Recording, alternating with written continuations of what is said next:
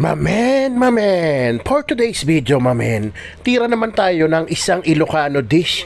Talong recipe, mamen, na the best talaga.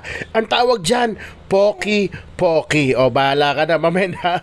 Basta yun ang tawag nila. At salamat nga pala kay Kuya Jimboy. Siya ang nagbigay niyang talong. Galing pa yan sa probinsya nila, mamen. So, unang gagawin natin, para ka rin ding nagtorta dito, mamen.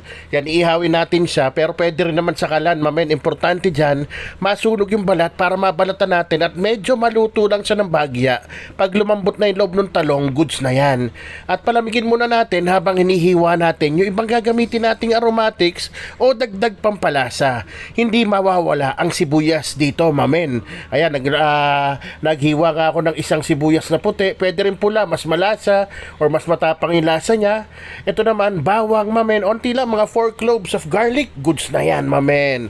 O tapos, syempre, kamatis. O 2 piraso. Kung gusto mo naman dagdagan, wala namang pipigil sa'yo, mamen. O kung nandiyan ka pa, nanonood ka pa. Habang binabalatan ko tong talong ko, mamen, mali pala, talong. O nga ba, ano na, baka pwede mo naman paki-like and share yung video. At baka pwedeng pa-comment ko ng oras na ngayon habang pinapanood mo to, para naman malaman ko ang timing ng video pag-upload ko sa susunod, mamen. Ayan na, rekta gisa na tayo, mamen. Bawang, sibuyas, kamatis, mamen.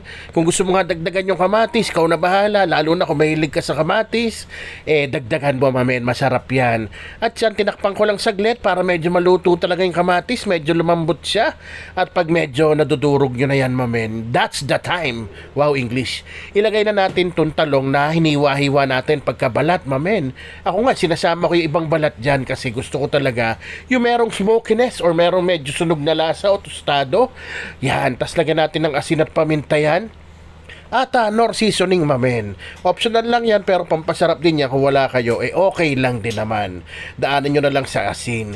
O yan, tapos pagka-season natin yan, mamen, ganyan lang kadali yan. Onting halo-halo, gisa-gisa lang. Pag medyo naluto na sila at nag-incorporate na yung mga lasa nila, lagyan na natin ng jetlog, mamen. Ayan na. At sa onting halo-halo, ikaw nga, parang torta lang din to. Pero hindi siya yung buo, mamen. Tsaka, ayan, mas maraming talong kaya sa itlog. At yan, nilagyan ko na sesame oil. Optional lang din yan.